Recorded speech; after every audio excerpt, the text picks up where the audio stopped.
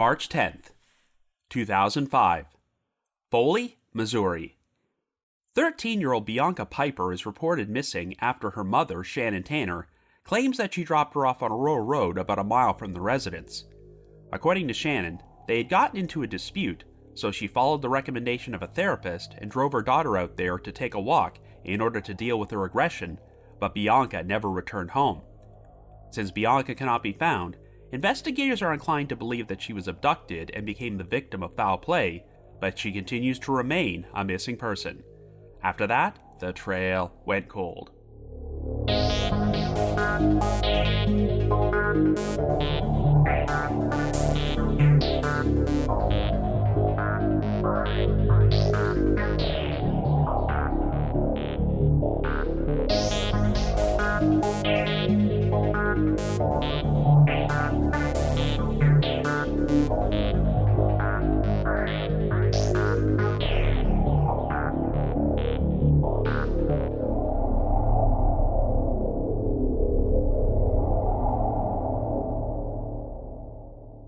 Hello everyone, and welcome to our latest episode of The Trail Went Cold.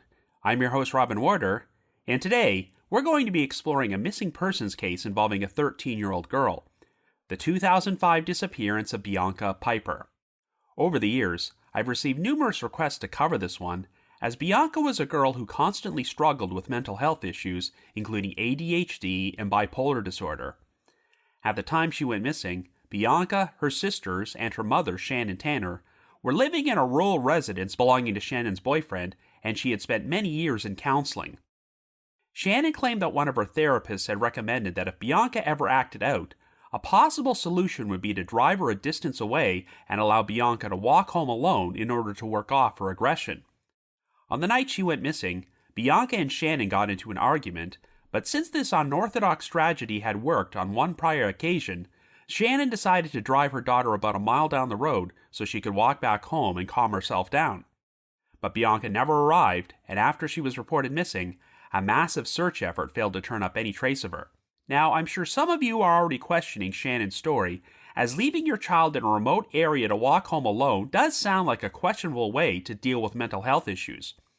If you search online discussions about this case, there are a number of people who believe that someone from Bianca's personal life may have been responsible for her disappearance. But while there was undoubtedly a lot of turmoil in Bianca's family, it must be stated up front that at no point have law enforcement ever publicly expressed their belief that they consider Shannon or anyone else Bianca knew to be suspects. Investigators do seem inclined to believe that Bianca was abducted and murdered, but if so, who could have been responsible? Whatever happened, there doesn't seem to be any strong evidence pointing in any one direction, though there are definitely a lot of uncorroborated rumors and gossip surrounding this case, which we'll definitely be discussing later on. Anyway, before we get started, just a quick reminder that The Trail Went Cold is a weekly podcast, which is currently available for download on several platforms, including Apple Podcasts, Spotify, YouTube Music, Amazon Music, Podcast Addict, and more. So if you like this podcast, be sure to subscribe to it, and please leave us a rating or review on any of those sites to help spread the word and garner us more exposure. The Trail Went Cold is on Patreon, so if you would like to learn how to support the show, please visit our page at patreon.com/thetrailwentcold. For as little as $1 a month, you can garner access to exclusive rewards, including stickers and thank you cards, early access to episodes, and bonus content, as our Patreon page has nearly 80 exclusive bonus episodes and archives which are not available on a regular feed. So with all that out of the way, let us now delve into the disappearance of Bianca Piper.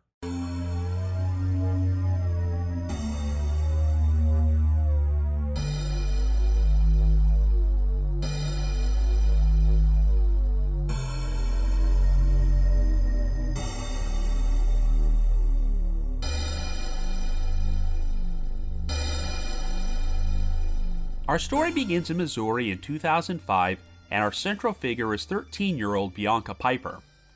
Born to parents David Piper and Shannon Tanner, Bianca also has two older sisters, 17-year-old Amber and 14-year-old Tiffany. In 1993, when Bianca was still a toddler, her parents divorced, and she would experience a very difficult childhood as she started undergoing psychiatric care at the age of 4 and was hospitalized for a number of mental health issues. Bianca struggled with mood swings, aggressive tendencies, periodic anxiety attacks, and difficulties with self-control, and she was eventually diagnosed with bipolar disorder and attention deficit hyperactivity disorder, also known as ADHD. Bianca is currently an 8th grader at Winfield Middle School, but since she is believed to have the mental capacity of a 6-year-old and a record of frequent absences, she has been enrolled in special education classes. Bianca also lacks the social skills to form close friendships and takes several daily medications to help prevent her from becoming disoriented and experiencing hallucinations. One of the side effects of the medication was weight gain, so at this particular point, Bianca is 5'6" and weighs 185 pounds, which is larger than usual for a girl her age. For the past 5 months, Bianca, her sisters, and their mother Shannon have been living in a rural home belonging to Shannon's boyfriend, Jim Felt. The residence is on McIntosh Hill Road near the small town of Foley, which is located in Lincoln County, about 60 miles north of St. Louis. At around 8:20 p.m. on the evening of March the 10th, Shannon contacted the Lincoln County Sheriff's Office in order to report Bianca missing. According to Shannon, when she arrived home from work the previous evening, she was immediately met by Bianca, who had packed a bag and said she wanted to go to the hospital because she felt she was losing control. Indeed, Bianca had been hospitalized on previous occasions if the doctors needed to adjust her medication. Over the years, Bianca had seen a lot of mental health counselors, and Shannon claimed that as a prescribed part of a self-control treatment program, one of her therapists had recommended that if Bianca started acting up and experiencing anger management issues, Shannon should drive a distance away and drop her off and allow Bianca to walk home alone in order to give her time to deal with her aggression. Prior to moving to Foley, Bianca and her family had lived in the town of Troy, but Shannon was reluctant to try this idea since she felt there would be too much traffic and she had concerns about Bianca's safety. However, now that they were living in a rural area on a gravel road with little traffic, where the houses were around 300 yards apart, Shannon decided to give it a try. She said that she drove Bianca about a half-mile away down the road and left her there with the recommendation that she walk home. Shannon then drove back to the residence, and when Bianca arrived a short time later, she reportedly felt much better and no longer wanted to go to the hospital and wound up having a good night. Well, the following evening, Shannon said that Bianca got into an argument with her sister Tiffany about not wanting to do the dishes and had a temper tantrum.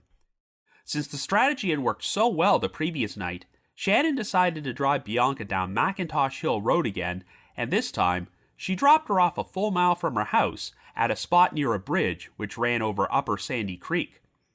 Shannon advised Bianca to walk home to work off her aggression, and she also gave Bianca a flashlight in case it got dark and she needed help finding her way. After Shannon drove off, she said that she pulled into a driveway in the distance to check if her daughter was heading in the right direction. Shannon then noticed a green sport utility vehicle pass by Bianca, so she decided to drive back to see her and advised Bianca not to accept a ride from anyone who passed by, even if they offered. Shannon then drove home and last saw her daughter at approximately 6:15 p.m. At the time, Bianca was dressed in a lime green blouse, a gray Adidas hooded sweatshirt, blue jeans, and white sneakers. Shannon figured that Bianca should have made it home within 20 minutes, but when she did not arrive, Shannon went back outside to search for her. When she was unable to find Bianca, Shannon got her boyfriend Jim to assist her with knocking on the doors of numerous residents in the area to see if anyone had seen her daughter, but no one seemed to know where she was. Finally, after 2 hours, Shannon officially reported Bianca missing. The Lincoln County Sheriff's Office initially assumed that Bianca may have gotten lost and wandered off, as she was not carrying her medication at the time and could have become disoriented if she went too long without taking it. Since it was a cold night, there was fear that Bianca may have succumbed to exposure, so an extensive search effort was launched, which involved horses, helicopters, tracking dogs, and hundreds of volunteers. Even though the search encompassed 270 square miles, they were unable to turn up any trace of Bianca. Since she had no known history of running away from home, investigators began to suspect that she may have been the victim of an abduction. During interviews with the media, Shannon expressed regret about her decision to drive Bianca down the road and drop her off to walk home, stating, quote, "It was a bad choice on my part." Shannon and her boyfriend Jim Felch were both extensively interviewed and given polygraph tests, which they wound up passing. Bianca's father, David, was living over 125 miles away in Frederickstown at the time, and he was also thoroughly investigated, but law enforcement did not consider David, Shannon, Jim, or anyone from Bianca's family to be suspects. However, there would be some domestic issues in Bianca's household in the months following her disappearance. In May, Shannon filed a restraining order against Jim, but the couple soon reconciled, and Shannon ultimately decided to remain in Jim's home. But shortly thereafter, on June the 25th, there would be another serious domestic dispute when the sheriff's office responded to a call about loud shouting at the family's residence, and when they arrived, Shannon was on top of her oldest daughter Amber, holding her face to the ground. Like Bianca, Amber suffered from mental health issues such as bipolar disorder and schizophrenia, and had reportedly stopped taking her medication, which led to an altercation where Shannon grabbed a curling iron from Amber's hand, struck her with it, and punched her in the head. When Shannon threatened to tie Amber up and lock her in a bedroom, Amber grabbed the phone in an attempt to call 911 before her mother ripped the phone out of the wall. Shannon was placed under arrest, but cried out that Amber had started the dispute by throwing a glass dish at her. Shannon even shoved a deputy aside to try and grab some of the broken glass on the floor, so she had to be subdued with a taser. Shannon was charged with domestic assault and released on a $25,000 bond before she pled guilty to the charge in October. She received a sentence of 2 years probation, and one of the conditions was to refrain from any contact with Amber during that time period. Tiffany was also removed from the home by the Division of Family Services and went to live with her maternal grandmother, but investigators ultimately believed that this domestic dispute did not have any relation to Bianca's disappearance. In 2007, it was announced that a multi-jurisdictional task force had been formed to investigate 41-year-old kidnapper and sexual abuser Michael John Devlin and his possible connection to a number of unsolved missing children's cases from Missouri, including Bianca's. Devlin lived in Kirkwood, an inner-ring western suburb of St. Louis, and on January the 12th of that year, he was arrested and charged with the abduction of 13-year-old Ben Ownby, who had gone missing from the unincorporated community of Beaufort 4 days earlier. Ben was found alive during a search of Devlin's apartment, but the most shocking discovery was that Ben happened to be playing video games with another missing boy named Sean Hornbeck. On October the 6th, 2002, Sean, who was 11 years old at the time, vanished while riding his bicycle to a friend's house in the unincorporated community of Richwoods. Devlin had abducted Sean and held him captive for over 4 years and sexually abused the boy while passing him off as his own son. In fact, the main reason that Devlin abducted Ben is because he felt that Sean was getting too old for him and he wanted another boy with a more youthful appearance. The two boys were finally reunited with their families, and Devlin later wound up pleading guilty to a number of different charges, including kidnapping and child molestation. He received no less than 74 life sentences for his various offenses and a combined total of 4,240 years in prison, which he is currently serving at the Western Missouri Correctional Center in Cameron. After Sean vanished, his parents, Craig and Pam Akers, became very active advocates for their son as they formed a non-profit organization called the Sean Hornbeck Foundation in order to assist with the search and rescue of abducted children. In fact, in the days following Bianca's disappearance, the foundation volunteered to assist with the search effort for her, and Pam Akers personally met up with Shannon Tanner in order to offer words of encouragement and told Shannon not to give up hope. When Ben Ownby went missing, Shannon actually reached out to his family and gave them a care package, as she wanted to offer the same comfort and assistance that Pam had provided to her right after Bianca vanished. The aforementioned task force started looking into rumors that Michael Devlin may have observed or possibly even participated in the search effort for Bianca in an attempt to pick up pointers about how to evade the authorities, but I'm not sure if this was ever substantiated.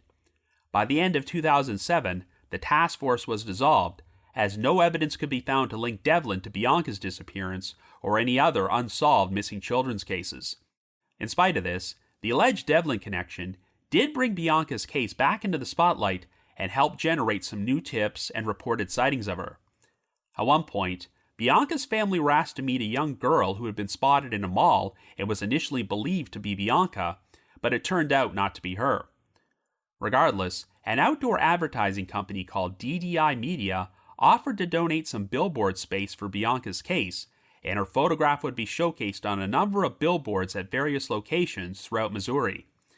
Sadly, Bianca's father, David Piper, suffered a fatal heart attack in June of 2009 at the age of 51, and it was believed that his death may have been brought on by the stress of Bianca's disappearance.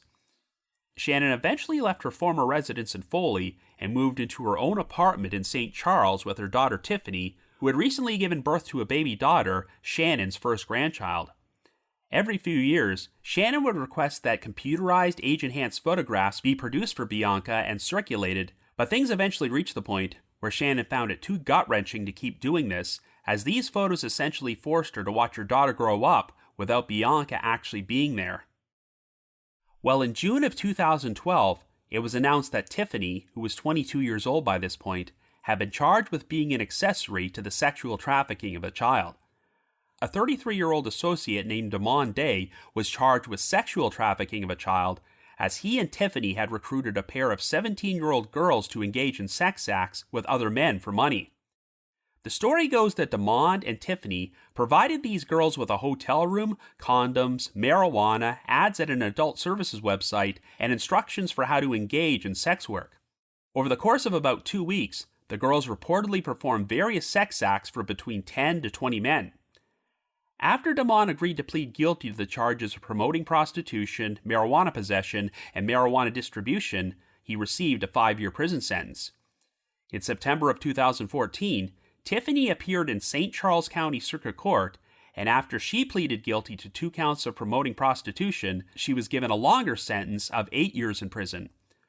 According to St. Charles County prosecutor Tim Lomar, the evidence pointed more directly towards Tiffany rather than Damon, as he stated, quote, "Anytime you have an operation like this that is fairly complex, you always have different roles, different participants.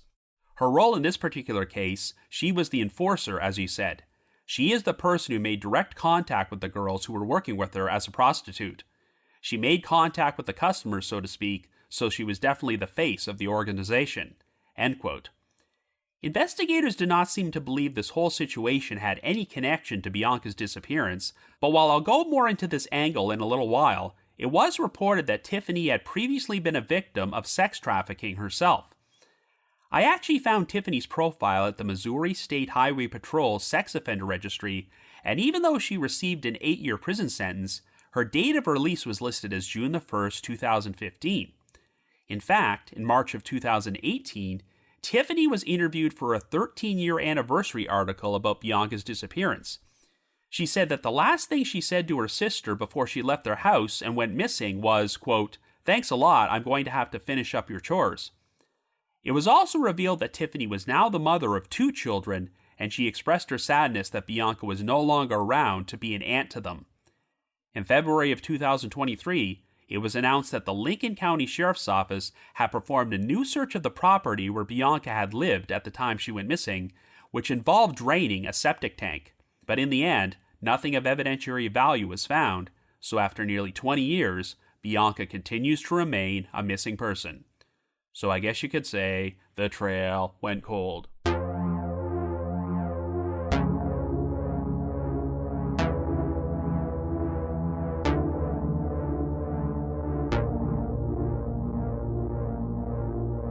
So I've covered a lot of missing children's cases, and I always try to be very sympathetic and respectful when discussing the victim's parents, and I will never direct suspicion towards them unless they've been publicly named as a suspect or person of interest by law enforcement. However, if you search through online discussions about Bianca Piper's disappearance, it seems like the brunt of the suspicion from amateur sleuths has been directed towards her mother, Shannon Tanner, even though investigators have never said that they consider her or anyone else from her family to be suspects.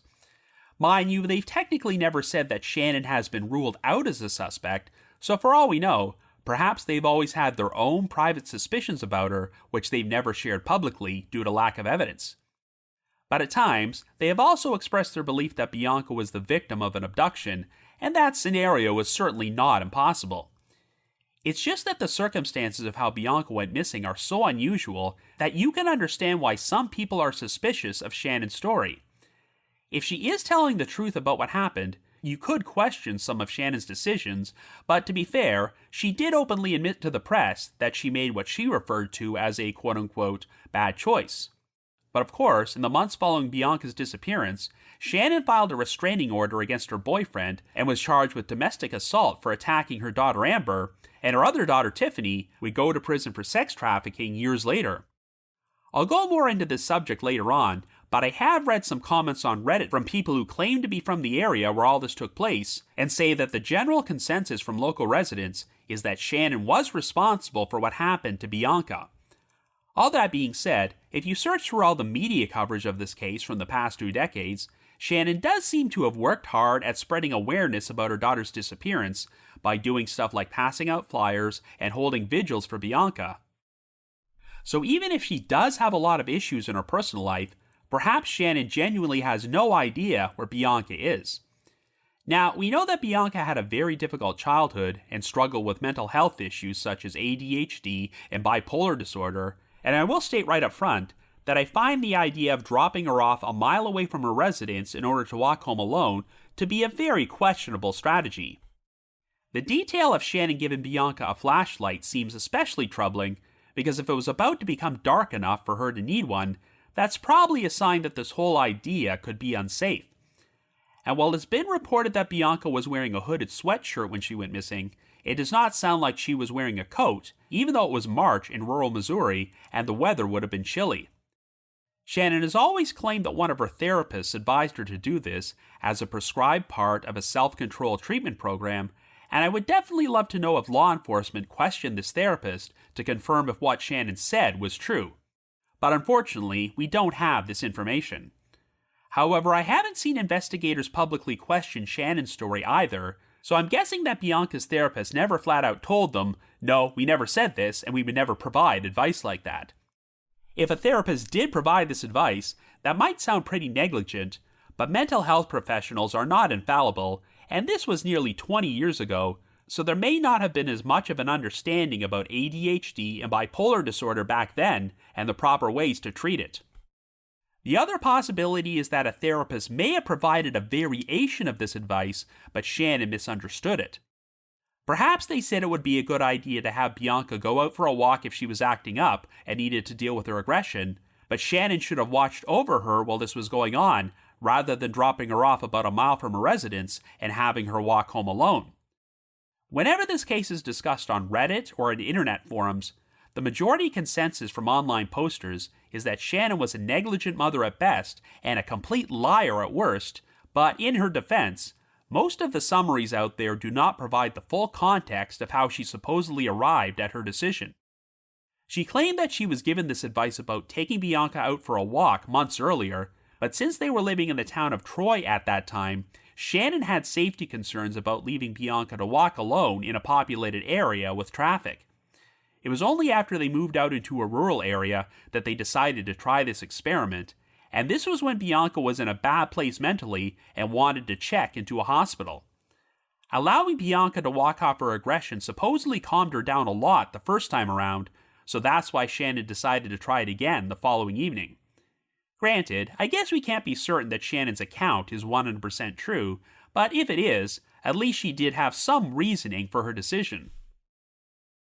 Most accounts of this story that you'll find out there state that Shannon dropped Bianca off at 6:15 p.m. and reported her missing at 8:20, which has led to a suspicious knee-jerk reaction from some people about why it took Shannon 2 hours to do this.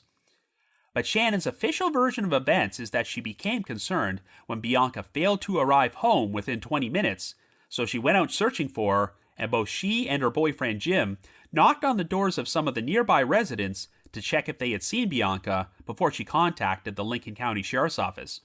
I would like to think that investigators questioned these other residents to verify that Shannon stopped by to search for Bianca, because if she did, then that would lower the amount of time Shannon would have had to dispose of her daughter's body if she was responsible for Bianca's death. Let's also not forget that when Bianca's sister Tiffany was interviewed about this case in 2018, she seemed to confirm Shannon's story, as she specifically stated that the last thing she said to Bianca was, quote, "Thanks a lot, I'm going to finish up your chores now." So we'll discuss this more later on, but I will add the disclaimer that due to Tiffany's own future legal issues, I guess we have to question how reliable she is as a witness. If no one from Bianca's family was responsible for what happened to her, that would point to her being the victim of an abduction, but since she was walking alone down a gravel road in a rural area which was not known for having a lot of traffic, what are the odds that someone would happen to pass by Bianca during a time frame of only around 20 minutes or so in order to kidnap her? Well, Shannon claims that when she first drove away from Bianca, she pulled into a driveway in the distance and saw a green SUV pass by her daughter, which compelled Shannon to drive back to her and remind Bianca not to accept a ride from anyone before she headed back home. On the one hand, this does make Shannon look like a more responsible parent, but on the other hand, if she was that concerned about Bianca getting into a vehicle with a stranger, then maybe she should have rethought this whole idea and not let Bianca walk home alone, or at the very least, kept an eye on her the entire time. I would be curious to know if law enforcement ever identified this green SUV or confirmed that it actually existed. If Shannon fabricated this entire story, she could have included the detail about the SUV in order to throw off the investigation and plant the seeds about Bianca being the victim of an abduction. But if the SUV did exist and law enforcement was able to track it down and interview the driver, then this person could have functioned as an independent eyewitness who was able to verify that Bianca was out walking on the road that night and back up Shannon's story. Alternatively, if the driver was never identified and they happened to be a predator, they may have noticed a young girl walking on the road by herself and then decided to circle back and abduct Bianca after Shannon left the scene. Of course, since this was a rural area, I suppose we can't completely discount the possibility that Bianca got lost and wandered off and died of exposure, and her remains have just never been found. If she went long enough without taking her medications, Bianca would have become disoriented and confused. It sounds like law enforcement initially leaned towards this scenario, but changed their mind when a massive 270 square mile search effort failed to find her. Now, we've seen in other cases like this that even the best search efforts can miss human remains, and there were some wooded areas near where Bianca went missing where it would have been possible for her remains to be overlooked. She was also supposedly dropped off near a bridge which ran over Upper Sandy Creek, and while I think it's likely she would have been found if she was in that body of water, Bianca was actually only a couple miles west of the Mississippi River, which ran along the Missouri-Illinois state line. I'm sure this angle was already explored, but I don't think it's impossible that she could have walked all the way to the river and fallen in, and her body just floated away and has never been found. And theoretically, if Bianca was the victim of foul play, the Mississippi River may have been an ideal place to dispose of her body. Before we talk any more about the issues with Bianca's family, let's discuss the possibility that she was the victim of a stranger abduction. Due to the medication she was taking, Bianca was 185 pounds at the time she went missing, which is a heavier weight than usual for a 13-year-old.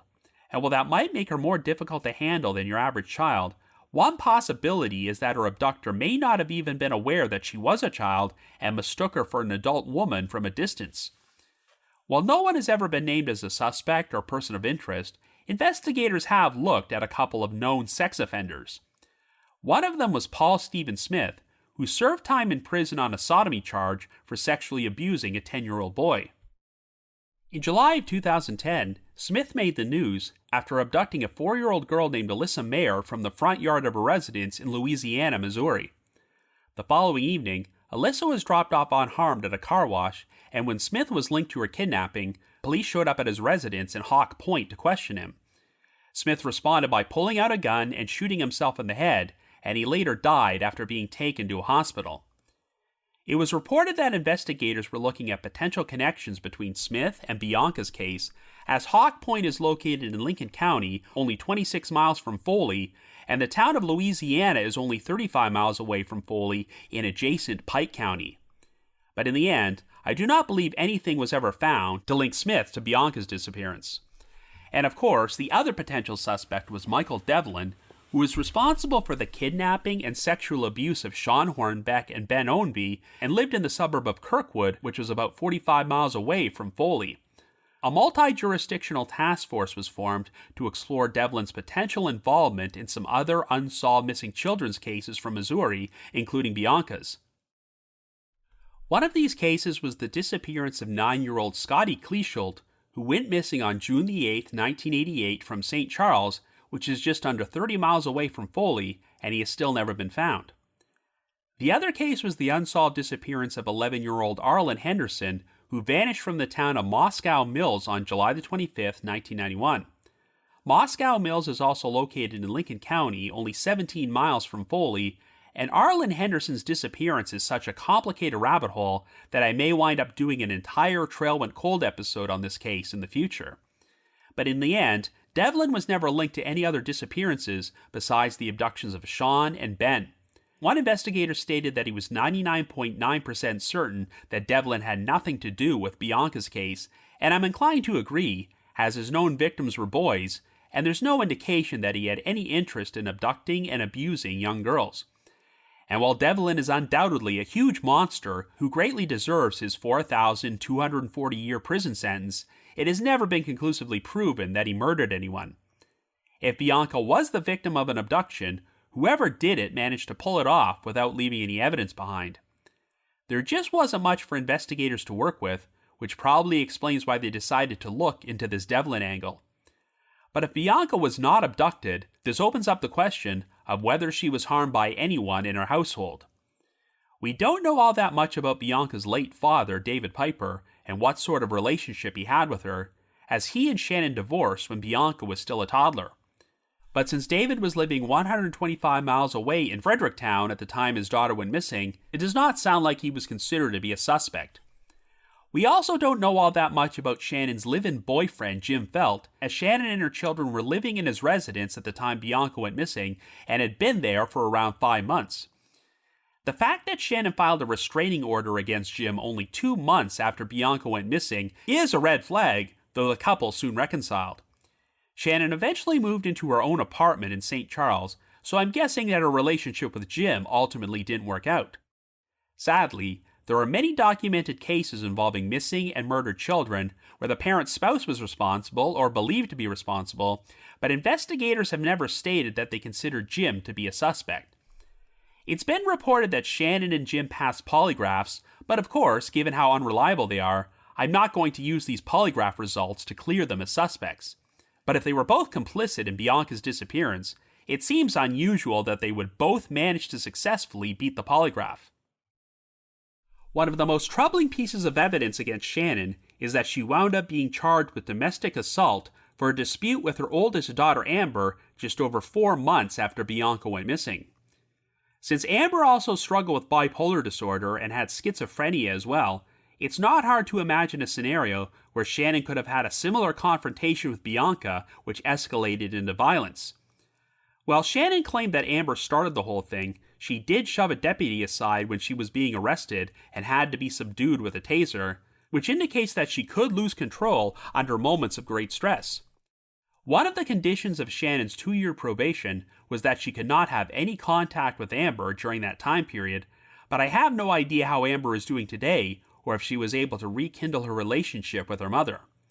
Obviously, having to raise 2 daughters with serious mental health issues would have been incredibly difficult for Shannon, but could she have reached her breaking point and gone so far as to kill Bianca?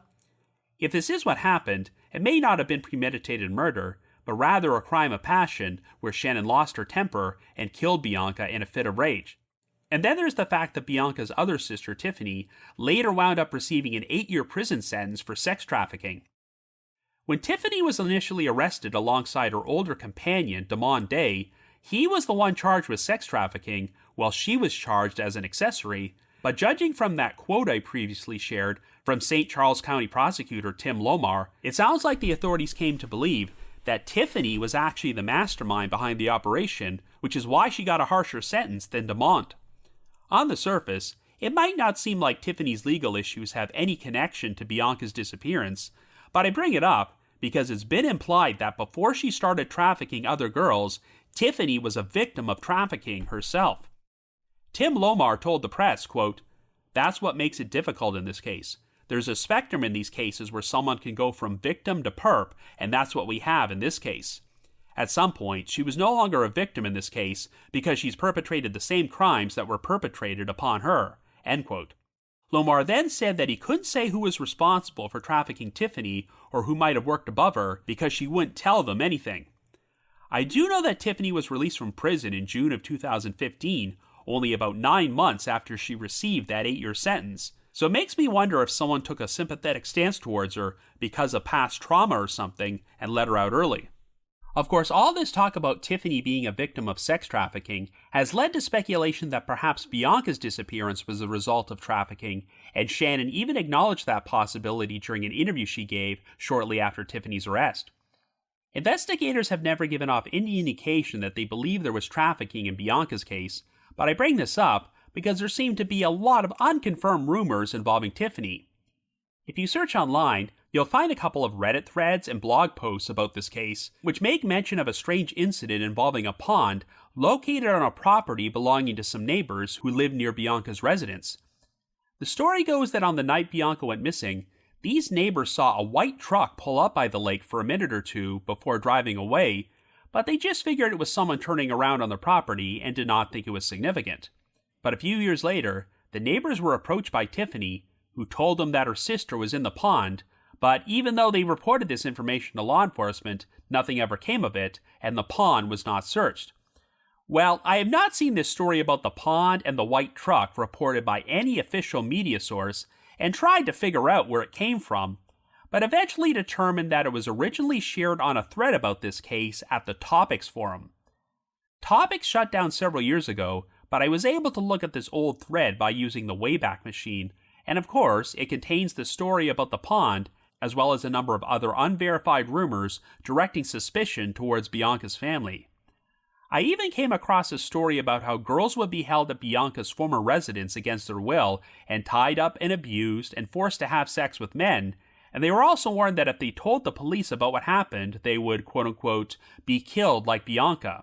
Well, before they shut down, I would frequent the Topics forum on occasion in order to research cold cases, but their threads were often filled with third-hand rumors and gossip and hearsay, and the discussions would often devolve into a train wreck. Since I have not seen any of this information I just shared corroborated by official sources, I would take it with a huge grain of salt, but it is clear that a number of people from that community do believe that Bianca's family was complicit in her disappearance. Now, in March of 2021, Lincoln County Sheriff Rick Harrell announced that they were planning to implement a cold case unit and that Bianca's disappearance would be one of the cases that they reinvestigated, as Harrell hoped to get some fresh eyes on it. Well, 2 years later, an extensive new search was performed on the property where Bianca had been living at the time she went missing, which included the draining of a septic tank. While Shannon and Jim Felt were not openly considered to be suspects, the fact that the sheriff's office went back to their property to perform a new search 18 years after the fact could imply that cold case investigators might now be looking at Bianca's disappearance in a different light. If Bianca was the victim of an abduction on the road, why would they be checking the septic tank? However, Sheriff Harrell stated that the reason they did this was because it was, quote-unquote, a box that we couldn't check off, as there was apparently no record that previous investigators had ever done this. So it's possible they did this just to simply cover all their bases, rather than because they received new information that Bianca's remains might be there. Following the search, Shannon also released this statement to the media, quote, "We are thrilled that Sheriff Rick Harrell is putting new effort in Bianca's case. It's long past time for her family to know what happened to Bianca," end quote. So on the surface at least, Shannon is still coming across as someone who genuinely wants answers about what happened to her daughter and has nothing to hide.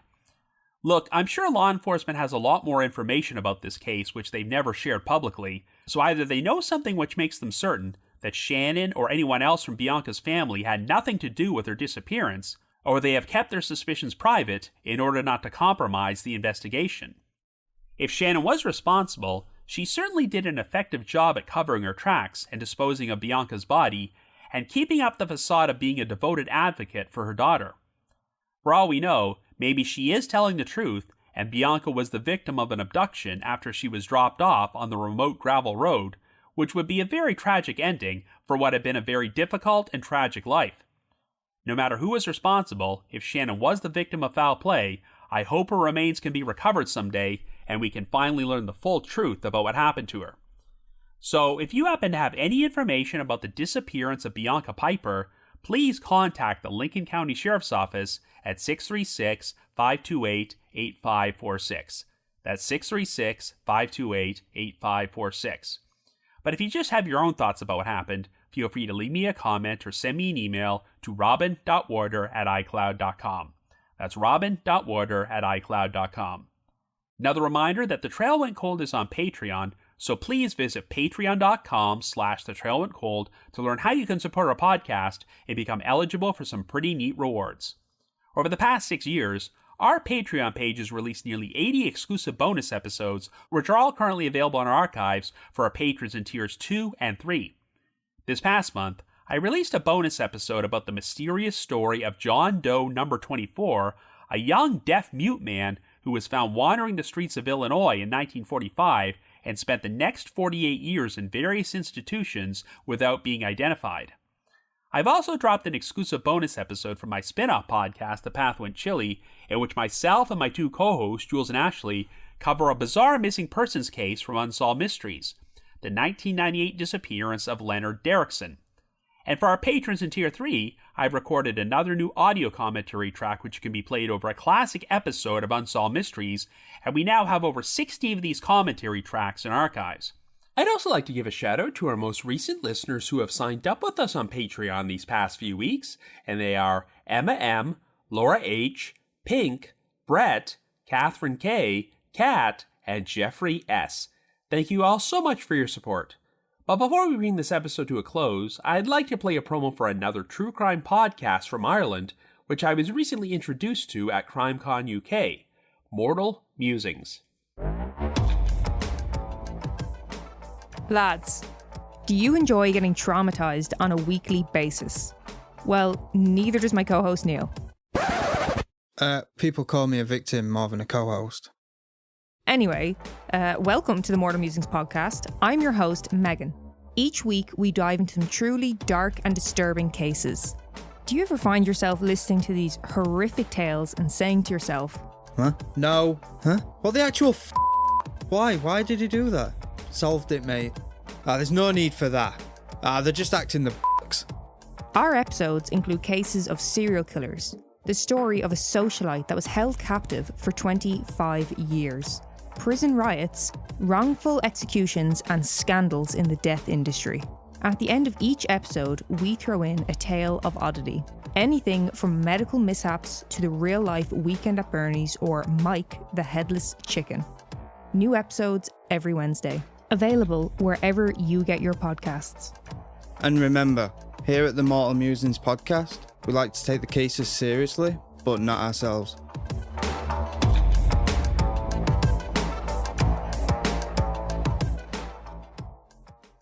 I wanted to remind everyone that in 2 weeks, The Trail Went Cold will be appearing at the Berkshire Podcast Festival, which is taking place in North Adams, Massachusetts from October the 18th to the 20th. It's being organized by Josh Hallmark of the True Crime Bullshit podcast and will feature a number of high-profile shows, including yours truly. If you would like to purchase tickets, please visit their website, berkshirepodcastfestival.com, and use our specialized promo code COLD2024 to get a 35% discount on tickets. That's berkshirepodcastfestival.com and use the promo code COLD2024 to get a 35% discount. I just wanted to give another shout out to my supporters at the Unsolved Mysteries message board at the Sitcoms Online forum and the Unresolved Mysteries subreddit. I need to provide a big thanks to Miguel Foote, who edits and assembles this podcast together for me, and Vince Nitro, who composes the eerie music you hear on every episode. If you haven't already, you can like us on Facebook, follow us on Twitter and Instagram, or leave us a rating or review on Apple Podcasts, Spotify, YouTube Music, Amazon Music, Podcast Addict, or whatever your favorite podcasting platform is.